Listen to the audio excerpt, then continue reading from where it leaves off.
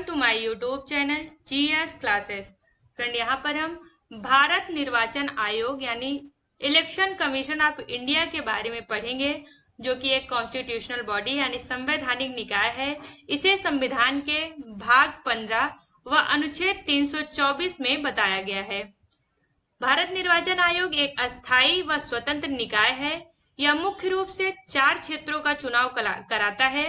वो 4 क्षेत्र कौन कौन से हैं? मोस्ट इंपॉर्टेंट है, अक्सर एग्जाम में पूछा जाता है कि भारत निर्वाचन आयोग के द्वारा किन क्षेत्रों का चुनाव कराया जाता है अथवा नहीं कराया जाता है। इसी फॉर्म में क्वेश्चन पूछा जाता है, तो देख लेते हैं। पहला है प्रेसिडेंट, दूसरा है वाइस प्रेसिडेंट, तीसरा है पार्लियामेंट व चौथा है स्टेट लेजिस्लेचर। इन चारों क्षेत्रों का चुनाव भारत के निर्वाचन आयोग यानी इलेक्शन कमीशन ऑफ इंडिया के द्वारा किया जाता है। पार्लियामेंट में लोकसभा व राज्यसभा दोनों का जो निर्वाचन है वो इलेक्शन कमीशन ऑफ इंडिया ही कराता है। वहीं स्टेट लेजिस्लेचर की बात करें तो विधानसभा व फिर विधान परिषद, इन दोनों का जो इलेक्शन है वह इलेक्शन कमीशन ऑफ इंडिया के द्वारा ही किया जाता है। नेक्स्ट पॉइंट है नोट के रूप में इंपॉर्टेंट है, बहुत बार पूछा गया है कि पंचायतों एवं नगर पालिका का चुनाव या इलेक्शन कमीशन यानी जो इलेक्शन कमीशन ऑफ इंडिया है वह नहीं करवाता है, बल्कि संबंधित राज्य द्वारा एक अलग स्टेट इलेक्शन कमीशन द्वारा ही पंचायतों एवं नगर पालिका का चुनाव कराया जाता है। बात करें इसके संगठन की, तो वर्तमान समय में जो इलेक्शन कमीशन ऑफ इंडिया है वह 3 मेंबर बॉडी है। इसमें एक चीफ इलेक्शन कमिश्नर है और 2 अदर इलेक्शन कमिश्नर हैं। जो 2 अदर इलेक्शन कमिश्नर हैं उनके बारे में राष्ट्रपति द्वारा समय समय पर निर्धारित किया जाता है कि इनकी नियुक्ति की जाए अथवा नहीं। यदि राष्ट्रपति को ऐसा लगता है कि इनकी नियुक्ति आवश्यक है तो ऐसे कंडीशन में राष्ट्रपति 2 अदर इलेक्शन कमिश्नर की नियुक्ति भी कर सकते हैं।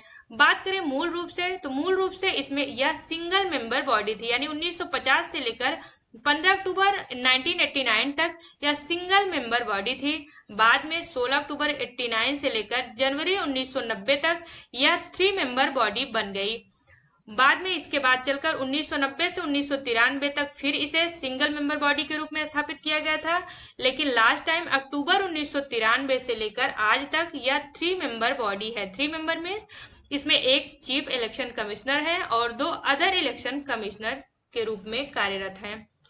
इसका एक कॉन्स्टिट्यूशनल अमेंडमेंट यानी संविधान संशोधन है, जो कि बहुत इंपॉर्टेंट है, बहुत बार क्वेश्चन पूछा गया है कि 61st संविधान संशोधन 1989 यह किससे संबंधित है? तो यह मत देने की उम्र 21 वर्ष से घटाकर 18 वर्ष इस संविधान यानी 61वें संविधान संशोधन अधिनियम 1989 के द्वारा जो मत देने की उम्र है वो 21 वर्ष से घटाकर 18 वर्ष कर दिया गया। नेक्स्ट पॉइंट है इसकी नियुक्ति। तो चीफ इलेक्शन कमीशन या चीफ इलेक्शन कमिश्नर या फिर इलेक्शन कमिश्नर दोनों की नियुक्ति राष्ट्रपति के द्वारा किया जाता है। इलेक्शन कमिश्नर की नियुक्ति के समय जो चीफ इलेक्शन कमिश्नर है वो अध्यक्ष के रूप में बन जाते हैं। वहीं चीफ इलेक्शन कमिश्नर के अलावा जो इलेक्शन कमीशन की नियुक्ति यह आवश्यक नहीं है। यदि राष्ट्रपति को लगता है तभी वह इनकी नियुक्ति कर सकता है। बात करें पदच्युत यानी रिमूव की, तो इनको रिमूव ये राष्ट्रपति के द्वारा ही किया जा सकता है।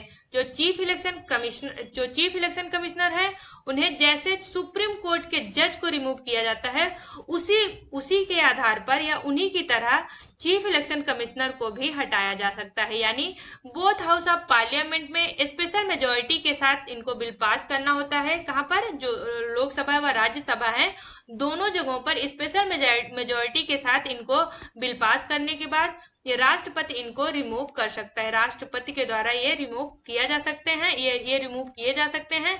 अतः ये जो चीफ इलेक्शन कमिश्नर हैं ये जो है राष्ट्रपति के प्रसाद पर्यंत तक कार्य नहीं करते, यानी इनको संवैधानिक संरक्षण, इनके कार्यकाल के संवैधानिक संरक्षण दिया गया है। और यह किस बेस पे इनको रिमूव किया जाता है? तो मिसबिहेवियर या फिर इनकैपेसिटी के बेस पर इनको रिमूव किया जा सकता है।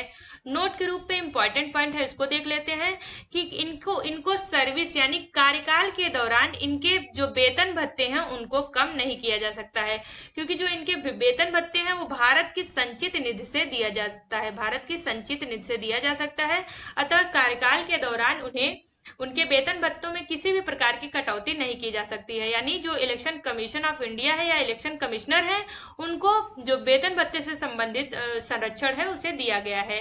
बात करें पुनर्नियुक्ति की, तो हाँ, इन्हें पुनर्नियुक्त किया जा सकता है।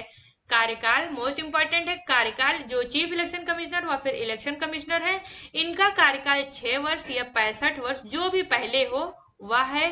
ये त्यागपत्र यानी राष्ट्रपति को त्यागपत्र देकर भी ये अपने पद से हट सकते हैं। वह राष्ट्रपति के द्वारा मिसबिहेवियर व इनकैपेसिटी के बेस पर इनको हटाया भी जा सकता है। जो प्रोसेस हमने पहले बताया कि बोथ हाउस ऑफ पार्लियामेंट में स्पेशल मेजोरिटी के साथ बिल पास होता है, इसके बाद ही प्रेसिडेंट इनको हटा सकते हैं। तो यानी त्यागपत्र देने के साथ साथ इनको प्रेसिडेंट के द्वारा हटाया भी जा सकता है। नोट के रूप में इंपॉर्टेंट पॉइंट देख लेते हैं, जो कि कई बार जो पिछले एग्जाम में पूछे गए हैं उन्हीं को स्पेशली इसमें नोट किया गया है। तो इनके वेतन भत्ते व शक्ति जो है इलेक्शन कमिश्नर व चीफ इलेक्शन कमिश्नर दोनों के बराबर होते हैं। यानी ऐसा नहीं है कि जो चीफ इलेक्शन कमिश्नर है उनको ज्यादा पावर दिए गए हैं जबकि जो इलेक्शन कमिश्नर है उनको कम, ऐसा कुछ भी नहीं है। यहाँ पे सभी के वेतन भत्ते एवं शक्ति एक समान है। जब मुख्य निर्वाचन, अगला पॉइंट है, जब मुख्य निर्वाचन आयुक्त एवं निर्वाचन आयुक्तों के विचार में मतभेद होता है तो ऐसी कंडीशन में जो आयोग है वह बहुमत के आधार पर ही निर्णय करता है। ऐसे में क्लियर हो जाता है कि जो दोनों है यानी इलेक्शन कमिश्नर और चीफ इलेक्शन कमिश्नर, उनकी जो शक्ति है वो बराबर है। नेक्स्ट है निर्वाचन आयोग जो है वो अखिल भारतीय संस्था है। अखिल भारतीय संस्था क्यों कहा गया है? क्योंकि यह केंद्र व राज्य सरकार दोनों के लिए समान है। केंद्र यानी ये संसद के बारे, जैसे संसद के लिए निर्वाचन कराता है संसद, उपराष्ट्रपति, राष्ट्रपति, उसी तरह यह जो है स्टेट लेजिस्लेचर यानी विधान परिषद व विधानसभा दोनों के लिए भी निष्पक्ष व स्वतंत्र चुनाव कराने के लिए जिम्मेदार है। यानी जो निर्वाचन आयोग है वह एक अखिल भारतीय संस्था है। नेक्स्ट पॉइंट है, अन्य निर्वाचन आयुक्त व फिर प्रादेशिक आयुक्त को मुख्य निर्वाचन आयुक्त की सिफारिश पर ही हटाया जा सकता है। जो अन्य निर्वाचन आयुक्त व प्रादेशिक आयुक्त है उनको जो हटाने की प्रोसेस है उसमें मुख्य निर्वाचन आयुक्त यानी चीफ इलेक्शन कमिश्नर की सिफारिश पर ही इन्हें हटाया जा सकता है। जैसे हमने पहले पढ़ा है कि जो मुख्य निर्वाचन आयुक्त है उनको जैसे एज ए सुप्रीम कोर्ट के जज को जिस बेस पे हटाया जाता है उन्हीं बेस पे chief election commissioner of India को हटाया जाएगा। लेकिन जो अन्य निर्वाचन आयुक्त व फिर प्रादेशिक यानी रीजनल जो आयुक्त है उनको हटाने के लिए मुख्य निर्वाचन आयुक्त की सिफारिश आवश्यक है। बात करें संविधान में, तो ये वाले पॉइंट में लिखा गया है कि संविधान में इस बात का उल्लेख नहीं किया गया है कि निर्वाचन आयोग के सदस्यों की पदावधि कितनी होगी। पदावधि, ये संविधान में इसके बारे में नहीं लिखा गया कि इसकी पदावधि कितनी होगी, और ना ही कोई शैक्षणिक योग्यता के बारे में इसमें बताया गया है। तो यहाँ पर जो भी स्पेशली प्री के लिए जो पॉइंट बन सकते हैं उसको देख लिया है। और यहाँ पर इलेक्शन कमीशन ऑफ इंडिया की जो शक्ति व कार्य है, स्पेशली इसको जो है मेंस पेपर में पूछा जाता है, लेकिन कभी कभी प्रीलिम्स में भी ये देखने को मिलता है, तो इसको भी एक बार देख लेते हैं। इसके शक्ति यानी इलेक्शन कमीशन ऑफ इंडिया के शक्ति व कार्य कौन कौन से हैं? तो यह समस्त भारत के निर्वाचन क्षेत्र के भूभाग का निर्धारण करना, यानी समस्त भारत के निर्वाचन क्षेत्रों के भूभाग का निर्धारण करता है, निर्वाचन नामावली तैयार करता है और मतदाताओं को पंजीकृत करता है। नेक्स्ट है निर्वाचन की तिथि व समय सारणी निर्धारित करता है और साथ ही नामांकन पत्रों का परीक्षण भी करता है।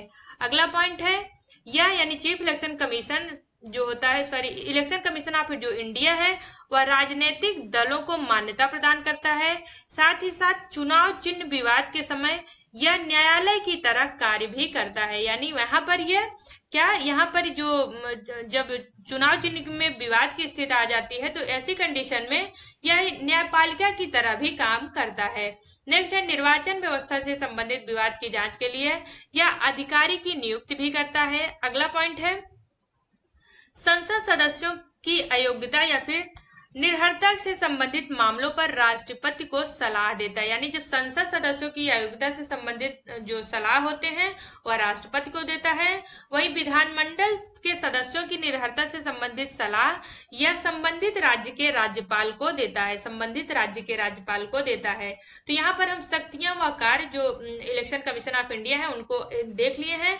तो फ्रेंड, अगर आपको हमारा वीडियो अच्छा लगा हो तो प्लीज हमारे वीडियो को लाइक करें, और अगर आप हमारे चैनल में फर्स्ट टाइम विजिट कर रहे हैं तो हमारे चैनल को सब्सक्राइब करें। Thank you.